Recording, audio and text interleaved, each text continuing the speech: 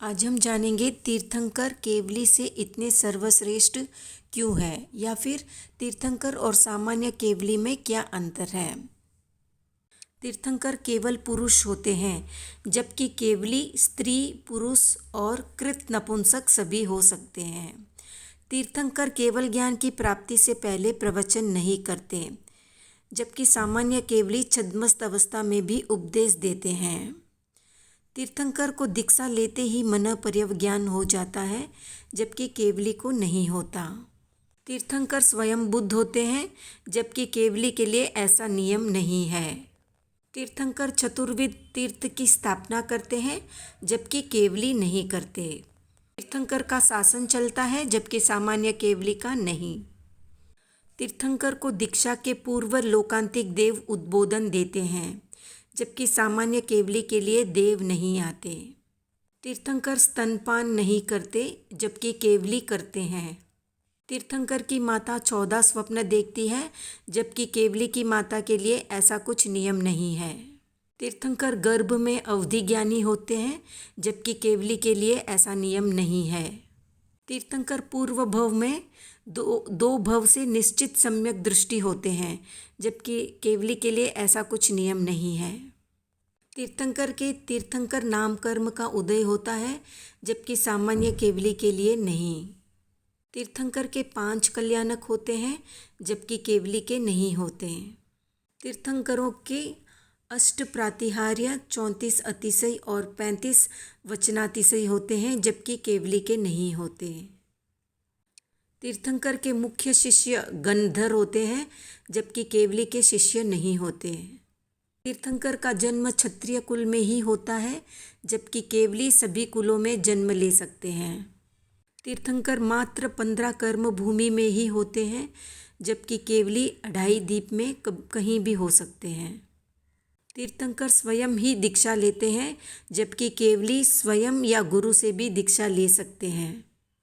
तीर्थंकर तीसरे चौथे आरे में ही होते हैं, जबकि सामान्य केवली सामान्यतः चौथे आरे में जन्मे हुए 5वें आरे में भी केवली हो सकते हैं।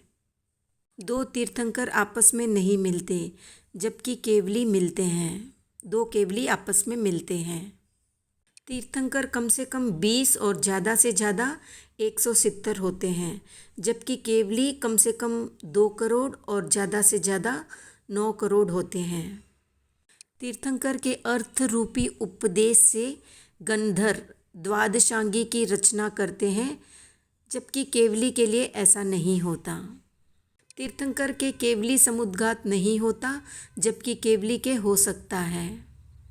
तीर्थंकर के केवल ज्ञान की प्राप्ति के बाद उपसर्ग या कष्ट नहीं आते, जबकि केवली के उपसर्ग आ सकते हैं।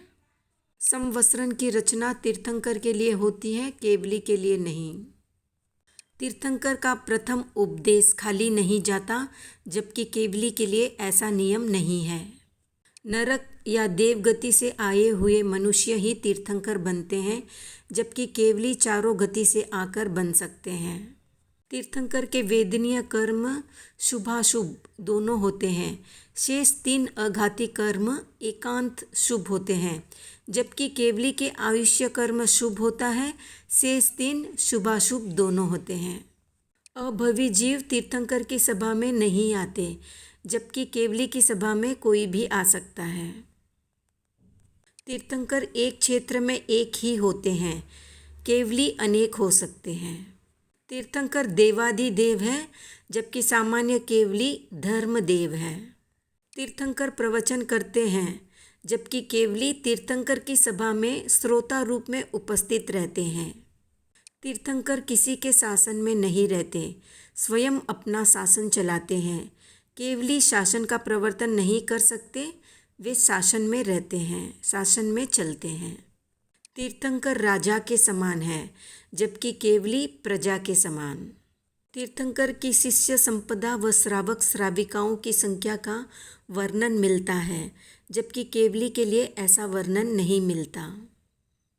तीर्थंकर का आयुष्य कम से कम 72 वर्ष और ज़्यादा से ज़्यादा 84 लाख पूर्व का होता है, जबकि सामान्य केवली का आयुष्य कम से कम 9 वर्ष और ज़्यादा से ज़्यादा 1 करोड़ पूर्व का होता है। तीर्थंकर 1, 2, 3, 5 और 11वां गुणस्थान स्पर्श नहीं करते, जबकि केवली 11वां छोड़ सभी गुणस्थान का स्पर्श करते हैं। तीर्थंकर की अवगाहना जगन्य 7 हाथ और उत्कृष्ट 500 धनुष की होती है, जबकि केवली की अवगाहना जगन्य 2 हाथ और उत्कृष्ट 500 धनुष की होती है। तो ये है मूल अंतर तीर्थंकर और सामान्य केवली में।